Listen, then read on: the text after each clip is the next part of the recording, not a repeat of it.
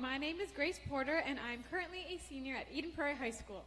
Next year, I will be attending Augsburg University for Youth and Family Ministry, something I realized I had a passion for through my wonderful experiences here at church, like VBS and Sunday school, and through the many mission trips and camps I've had the privilege to attend. Working with kids has always been a favorite activity of mine, and when I get to help them grow in their faith, it makes it that much more meaningful.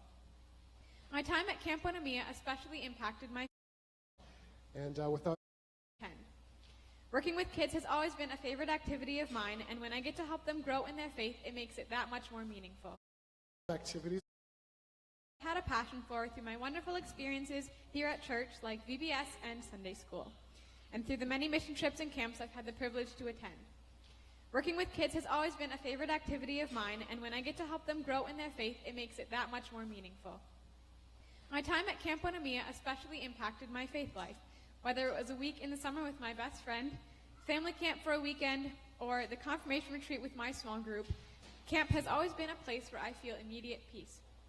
Through all the things I've ever learned at camp, God's love has been the most important lesson. The counselors exuded that love as they took us under their wing week by week. We read about it in the Bible, sang about it in songs, and went away to share it with the world. My faith is built on the basis of that unconditional love. Psalm chapter 136, verse 26 says, "Give thanks to the God of heaven, for his steadfast love endures forever." The amazing thing about living a life in Christ is that he is always there to love and care about you. He even gave up his life so that we could live sin-free. Jesus gave us the ultimate sacrifice and invites us to do the same. Obviously, we don't have to go dying on a cross for someone, but even little random acts of kindness can change someone's whole day. Holding the door might take 5 extra seconds out of your busy schedule, but it saves those 5 seconds for someone else. Not only do our small sacrifices help others, but they can show the love of Jesus. John chapter 13, verses 1 through 17, talks about Jesus washing the disciples' feet, a story I'm sure we're all familiar with. He gets down on his knees, and much to the disciples' objections and disbelief, he washes their feet. After the ceremony, Jesus tells them to go and do likewise. Now, washing someone's feet might sound like a weird thing for Jesus to tell the disciples to do. It's gross. Not to mention, they felt as though they were a little bit more important than the people around them. They were hanging out with the Messiah. And it's not as if we, as disciples of Christ in the 21st century, can exactly go around washing people's feet. But I'm here to tell you that getting your feet washed by a servant of Christ is one of the most emotional experiences you will ever go through. The first time I had my feet washed was at camp on an extremely buggy Thursday night. We were all sitting on the hill facing the lake, light from candle flames flickering on our faces as we listened to our counselor read the verses. We each took turns walking to the lake and sitting quietly as our leaders washed our feet. Walking back to the cabins that night, we all resumed our normal chatter and mosquito slapping, but I look back on that experience as one of my most memorable at camp. When I started going on mission trips, I found out that feet washing on a Thursday night is a tradition. Not only is it powerful to be prayed over as your feet are washed, but Emmanuel has another tradition of gathering around the individual. The epitome of the community of Emmanuel is at this point. God's powerful, ever-present love is in you and all around you as everyone reaches out a hand to pray for you. In that moment, you remember that nothing could ever stop God from loving you and that there are so many people around you carrying that love. Getting your feet washed on a Thursday night on a mission trip can be risky business. We've all worked hard for 4 days straight. I will be going on my 5th mission trip this summer, so I can say I've experienced almost everything on a work day. Although it's hard work, it's definitely the most fun you'll ever have. If you like painting, working with kids, exploring a new city, cleaning, jumping in holes, sometimes being small can have its benefits.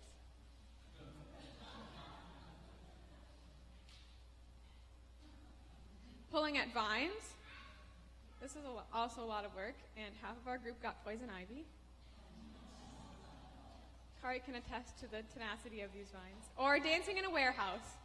This is Hannah and I's first mission trip.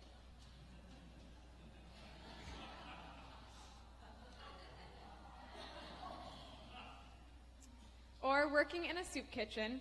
Going on mission trips is the thing for you.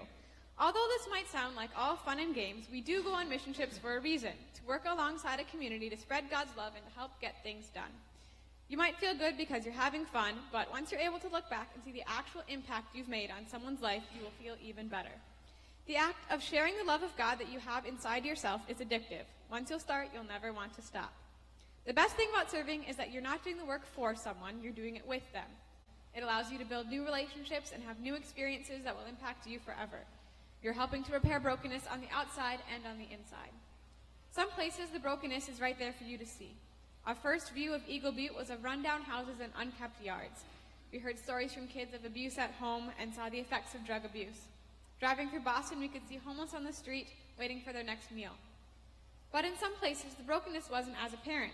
2 of my days in Eagle Butte were spent on a farm with a lovely old woman and her husband. Although the rest of the reservation might have been hopelessly lost in brokenness, this plot of land, where we got homemade lunch both days, was proof that things aren't always as they seem. In Boston, we got the privilege to work with Bonnie and her gang, a group of mentally disabled, formerly homeless men who were helped off the street and into medication by Bonnie. She was a superpower who had experienced more than her share of brokenness in her own life, and yet she still worked incredibly hard to guide others. So what now, you might ask? This sounds fun and all, but I don't think driving in a van for 15 hours is quite the route for me. I could tell you that van rides are sometimes the most fun, unless you're the one driving, but I'll give you an even simpler answer. Love. If you have the love of Christ inside you, let it overflow to those around you. Remember those random acts of kindness I talked about before? Those little things are a great way to start stepping out of your routine. Not to mention, God gave us all special talents to use in His name. Everything you do should reflect the love of Christ that we have inside us. So I challenge you all to show that love every day to every person you meet. Then you can see how much farther God's love leads you.